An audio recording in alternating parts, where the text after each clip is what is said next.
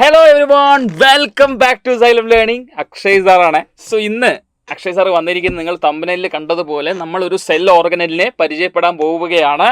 So നമുക്ക് എല്ലാവർക്കും പരിചിതമായ നമുക്കറിയാവുന്ന ഒരു സെൽ ഓർഗനലാണ് മൈറ്റോകോൺട്രിയൻ എന്ന് പറയുന്ന സെൽ ഓർഗനൽ. മൈറ്റോകോൺട്രിയയെ കുറിച്ചാണ് നമുക്ക് ഇന്ന് ഡിസ്കസ് ചെയ്യാനുള്ളത്. ഓക്കെ, നമുക്ക് എന്തായാലും തുടങ്ങാം. ഓക്കെ, ഇപ്പോൾ മൈറ്റോകോൺട്രിയ നമുക്കറിയാം, മുപ്പര് power house of the cell എന്നാണ് അറിയപ്പെടുന്നത് അല്ലേ. അതായത് എനർജി പ്രൊഡ്യൂസ് ചെയ്യുന്നത് മൈറ്റോകോൺട്രിയയിലാണ്, എനർജി സ്റ്റോർ ചെയ്ത് വെക്കുന്നതും മൈറ്റോകോൺട്രിയയിലാണ്. അതുകൊണ്ടാണ് അദ്ദേഹത്തെ നമ്മൾ എന്ത് പറയുന്നത്, power house of the cell എന്ന് പറയുന്നത് മൈറ്റോകോൺട്രിയൻ. മൈറ്റോകോൺട്രിയയുടെ ഡീറ്റെയിൽ ആയിട്ടുള്ള കാര്യങ്ങൾ നമുക്കൊന്ന് പരിശോധിക്കാം. നോക്കിക്കോളൂ, ഞാൻ പറഞ്ഞു മൈറ്റോകോൺട്രിയ എന്ന് പറയുന്നത് എന്താണ്, പവർ ഹൗസ് ഓഫ് ദ സെല്ലാണ്. അപ്പോൾ ഈ ചിത്രം കൊടുത്തിരിക്കുന്നത് മൈറ്റോകോൺട്രിയയുടെ ഒരു ഫിഗറാണ്. അപ്പോൾ പവർ ഹൗസ് ഓഫ് ദ സെല്ലാണ്. അതിൻ്റെ കാരണം എന്താണ്, it help to generate energy. അപ്പോൾ എനർജി ജനറേറ്റ് ചെയ്യുക, എനർജി പ്രൊഡ്യൂസ് ചെയ്യുന്നത് മൈറ്റോകോൺട്രിയയിലാണ്. അപ്പോൾ പ്രോസസ്സ് സെല്ലുലാർ റെസ്പിറേഷൻ എന്ന് പറയുന്ന പ്രോസസ്സ് വഴിയാണ് കേട്ടോ. ആ പ്രോസസ്സ് എനർജി പ്രൊഡ്യൂസ് ചെയ്യുന്ന, എനർജി റിലീസ് ചെയ്യുന്ന പ്രോസസ്സിനെ വിളിക്കുന്ന പേര് സെല്ലുലാർ റെസ്പിറേഷൻ എന്നാണ്. റെഡിയല്ലേ, സെല്ലുലാർ റെസ്പിറേഷൻ. അപ്പോൾ സെല്ലുലാർ റെസ്പിറേഷൻ എന്ന് പറയുന്ന പ്രോസസ്സ് വഴിയാണ് എന്ത് പ്രൊഡ്യൂസ് ചെയ്യുന്നത്, എന്ത് ജനറേറ്റ് ചെയ്യുന്നത്, നമ്മുടെ സെല്ലുകളിൽ എനർജി ജനറേറ്റ് ചെയ്യുന്നത്. അതെവിടെയാണ് സംഭവിക്കുക, അത് നമ്മുടെ മൈറ്റോകോൺട്രിയയിലാണ് സംഭവിക്കുന്നത്. അപ്പോൾ എനർജി പ്രൊഡ്യൂസ് ചെയ്യുന്നു എന്ന് ഞാൻ പറഞ്ഞു അല്ലേ. സെല്ലുലാർ റെസ്പിറേഷൻ വഴി എന്ത് പ്രൊഡ്യൂസ് ചെയ്യുന്നുണ്ട്, സെല്ലുലാർ റെസ്പിറേഷൻ വഴി നമ്മുടെ ശരീരത്തിൽ, നമ്മുടെ സെല്ലിൽ എന്ത് പ്രൊഡ്യൂസ് ചെയ്യും, എനർജി പ്രൊഡ്യൂസ് ചെയ്യും. ആ എനർജി പ്രൊഡ്യൂസ് ചെയ്യുന്നത് ഏത് ഫോമിലാണ് എന്ന് ചോദിച്ചാൽ ആൻസർ ഈസ് ATP.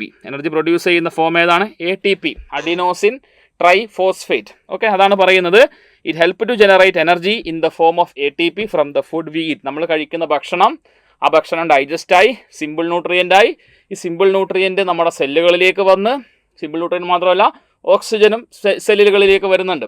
അങ്ങനെ സെല്ലിലെ മൈറ്റോകോൺട്രിയയിൽ വെച്ചിട്ട് എന്ത് ചെയ്യും, ഈ ഫുഡ് മെറ്റീരിയൽ സംഭവിക്കും, ബ്രേക്ക് ഡൗൺ ആവും അല്ലേ, അത് ബ്രോക്കൺ ആയിട്ട് എന്ത് ചെയ്യും, എനർജി റിലീസ് ചെയ്യും.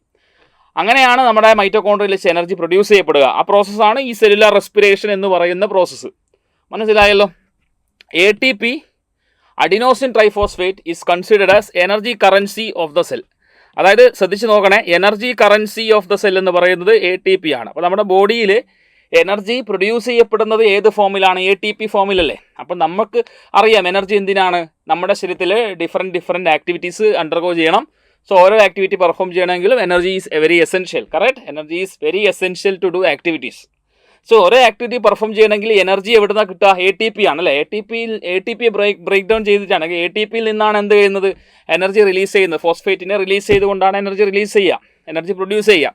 അപ്പോൾ യഥാർത്ഥത്തിൽ നമ്മൾ കറൻസി, നമുക്കറിയാം നമ്മുടെ നാട്ടിലിപ്പോൾ കറൻസി ഇന്ത്യൻ രൂപി നമ്മൾ എന്തിനാണ് ഉപയോഗിക്കുക, നമ്മൾ സാധനങ്ങൾ വാങ്ങിക്കുമ്പോൾ നമ്മൾ ഉപയോഗിക്കാറുണ്ട് അല്ലേ. ഇപ്പോൾ 1 കിലോ അരി വാങ്ങിച്ചു, ഒരു 50 രൂപയായെന്ന് വിചാരിക്കുക. അപ്പോൾ 50 രൂപ കൊടുത്താണ് നമ്മൾ എന്ത് ചെയ്യുന്നത്, അരി വാങ്ങിക്കുന്നത്. അതുപോലെ ഇവിടെ നമ്മുടെ ശരീരത്തിൽ എനർജി എക്സ്പെൻഡിച്ചർ, നമുക്ക് എനർജി സ്പെൻഡ് ചെയ്യേണ്ട സാഹചര്യത്തിൽ എന്തിൽ നിന്നാണ് എനർജി കിട്ടുക, ATP. അതുകൊണ്ടാണ് ATP നമ്മൾ എന്ത് പറയുന്നത്, energy currency of the cell എന്ന് പറയുന്നത്. അപ്പോൾ ഇത് ശ്രദ്ധിക്കേണ്ട കാര്യം ഇതാണ്, ATP ആണെന്ത് energy currency of the cell. Power house of the cell ആരാ, power house of the cell mitochondrion. ഇത് ശ്രദ്ധിക്കുക കേട്ടോ, power house of the cell ആരാ, മൈറ്റോകോൺട്രിയൻ ആണ്. ഇത് പലപ്പോഴും കുട്ടികൾ അങ്ങോട്ടും ഇങ്ങോട്ടും മാറാറുണ്ട്. മൈറ്റോകോൺട്രിയൻ എന്ന് പറയുന്നത് പവർ ഹൗസ് ഓഫ് ദ സെല്ലാണ്, ATP എന്താണ്, എനർജി കറൻസി ഓഫ് ദ സെല്ലാണ്. റെഡിയല്ലേ. ഇനി ഇതിൻ്റെ സ്ട്രക്ചറിലേക്ക് വരാം. മൈറ്റോകോൺട്രിയയ്ക്ക് യഥാർത്ഥത്തിൽ നോക്കിക്കഴിഞ്ഞാൽ മനസ്സിലാവും, 2 മെംബ്രെയിൻസ് ആണ് ഇതിൻ്റെ ഏറ്റവും പുറത്തുള്ളത്. മീൻസ് ഏറ്റവും ഔട്ടറായിട്ട് നമുക്ക് കാണുന്നത് ഔട്ടർ മെംബ്രെയിൻ. റെഡിയല്ലേ, ഏറ്റവും വെളിയിൽ എന്താ കാണാം, ഔട്ടർ മെംബ്രെയിൻ കാണാം. പിന്നെ നിങ്ങൾ നോക്കിക്കോളൂ, ഒരു ഇന്നർ മെംബ്രെയിൻ കൂടിയുണ്ട് കണ്ടോ, ഒരു inner membrane. This is the inner membrane. Outer membrane മാത്രമല്ല, ഇതിനൊരു ഉള്ളിലൊരു മെംബ്രെയിൻ ഉണ്ട്, and that is inner membrane. അങ്ങനെ 2 മെംബ്രെയിൻസ് ഇവിടെ ഉണ്ട്. മൈറ്റോകോൺട്രിയയിൽ എത്ര മെംബ്രെയിൻസ് ഉണ്ട്, 2 മെംബ്രെയിനാണ് മൈറ്റോകോൺട്രിയയിൽ ഉള്ളത്. ഒരു ഔട്ടർ മെംബ്രെയിനും ഒരു ഇന്നർ മെംബ്രെയിനും ഉണ്ട്. ഈ ഇന്നർ മെംബ്രെയിൻ ഒന്ന് നോക്കിക്കഴിഞ്ഞാൽ മനസ്സിലാക്കാൻ പറ്റുന്ന ഒരു കാര്യമുണ്ട്. എന്താ, ഈ ഇന്നർ മെംബ്രെയിന് ഇൻഫോൾഡിങ്സ് ഉണ്ട്. ഇങ്ങനെ ഫോൾഡ് ചെയ്ത് ഇങ്ങനെ മടക്കുകൾ പോലെ ഇങ്ങനെ ഉള്ളിലേക്ക് ഇങ്ങനെ ഫോൾഡുകളുണ്ട്. ആ ഫോൾഡുകളെ വിളിക്കുന്ന പേരാണ് ക്രിസ്റ്റേ. ആ ഇന്നർ മെംബ്രെയിനിലെ ഫോൾഡിങ്ങിനെയാണ് നമ്മൾ എന്ത് പറയുക, ക്രിസ്റ്റേ. ഓക്കെ, ക്രിസ്റ്റേ എന്നാണ് നമ്മൾ പറയുക. ഓക്കെ, പാർട്സ് വെച്ച് നോക്കാം. ഔട്ടർ മെംബ്രെയിൻ, ദെൻ ഇന്നർ മെംബ്രെയിൻ്റെ foldings, that is cristae. And you can find area between outer and inner membrane. See, this is the outer membrane and this is the inner membrane. In between outer and inner membrane, അവിടെ കുറച്ച് space ഉണ്ട്. That is peri mitochondrial space. കണ്ടോ ഇവിടെയൊക്കെ spaces ഉണ്ട്. അപ്പോൾ സ്പേസിന് നമ്മൾ എന്ത് വിളിക്കാം? Peri mitochondrial space. Peri mitochondrial space ആണത്. പെരി മൈറ്റോകോൺട്രിയൽ സ്പേസ് ആണ് ആ ഇന്നർ മെംബ്രെയിൻ്റെയും ഔട്ടർ മെംബ്രെയിൻ്റെ ഇടയിൽ കാണുന്ന സ്പേസ്. ഇനി ഇന്നർ മെംബ്രെയിൻ നോക്കിക്കഴിഞ്ഞാൽ ഇതല്ലേ നമ്മുടെ ഇന്നർ മെംബ്രെയിൻ. ആ ഇന്നർ മെംബ്രെയിൻ്റെ അകത്തും ഒരു സ്പേസ് ഉണ്ട്, ഒരു മാട്രിക്സ് ഉണ്ട് അല്ലേ? അതിനെ മാട്രിക്സ് എന്ന് തന്നെയാണ് പറയാം കേട്ടോ. മാട്രിക്സ് ഇന്നർ മെംബ്രെയിൻ്റെ അകത്താണ് നമുക്ക് എന്ത് കാണാൻ പറ്റുക? Matrix of the mitochondria. Okay, inner മെംബ്രെയിൻ്റെ അകത്താണ് മാട്രിക്സ് കാണാം.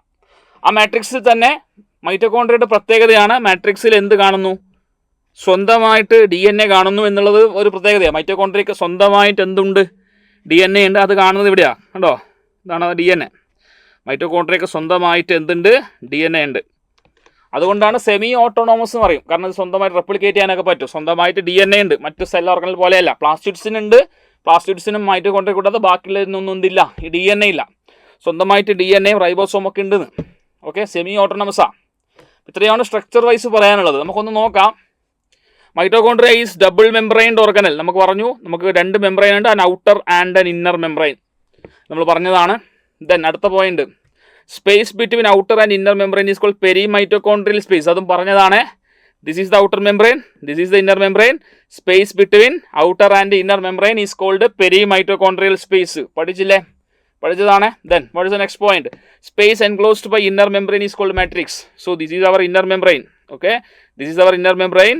ആൻഡ് ഇന്നർ മെംബ്രെയിൻ്റെ ഉള്ളിലുള്ള സ്പേസിനെ will call it as matrix of the mitochondria. അതും പറഞ്ഞു. Outer membrane is smooth and permeable. That is a feature of outer membrane. Outer membrane എങ്ങനെയാണ്? Outer membrane smooth ആണ്, പെർമിയബിൾ ആണ്. Permeable means it is allowing the movement of particle അല്ലേ? So എന്താണ് outer മെംബ്രെയിൻ്റെ പ്രത്യേകത? Yes, outer മെംബ്രെയിൻ്റെ പ്രത്യേകത എന്തൊക്കെയായിരുന്നു? നമ്മൾ പഠിച്ചു. സ്മൂത്ത് ആണ്, സ്മൂത്ത് ആണ്, plus they are permeable. Okay, permeable, smooth and permeable. Ready? Smooth and permeable. And inner membrane has inward foldings. നമ്മൾ പറഞ്ഞു ഇന്നർ മെംബ്രെയിന് ഇൻവേർഡ് ഇങ്ങനെ ഫോൾഡിങ്ങുകൾ കുറേ ഉണ്ട്. And that is called cristae. Inward folding of inner membrane is called cristae. എന്നാ പറയാം. അങ്ങനെ ഫോൾഡ് കൂടുന്ന സമയത്ത് നമുക്കറിയാം, നമ്മൾ നേരത്തെ പറഞ്ഞു, റെസ്പിറേഷൻ എന്ന് പറയുന്ന പ്രോസസ്സ് നടക്കുന്ന മൈറ്റോകോൺട്രിയയിലാണ്.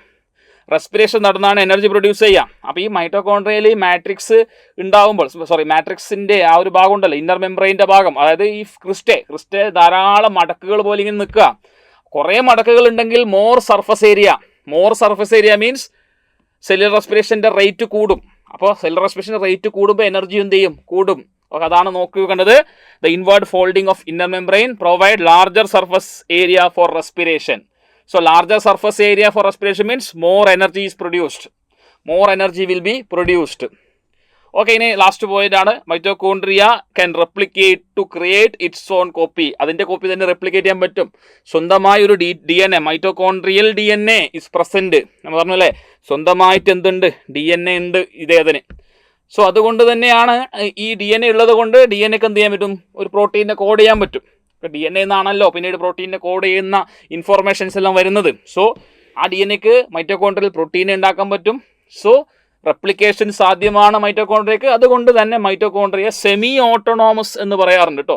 സെമി ഓട്ടോണോമസ് ഓർഗനൽ കൂടിയാണ് എന്ത്? Mitochondria. Because it consist of its own DNA, mitochondrial DNA, and this code for mitochondrial proteins. ഇത്രയും കാര്യങ്ങളാണ് ഓർത്തു വെക്കേണ്ടത്. സോ നമ്മൾ മൈറ്റോകോൺട്രിയയെ കുറിച്ചുള്ള കാര്യങ്ങൾ മനസ്സിലാക്കി. മറ്റൊരു വീഡിയോയിൽ മറ്റൊരു സെൽ ഓർഗനെ കുറിച്ചുള്ള ഡീറ്റെയിൽസുമായിട്ട് സാർ വീണ്ടും നിങ്ങളുടെ മുന്നിൽ വരും. അതുവരേക്കും it's me Akshay signing off. By.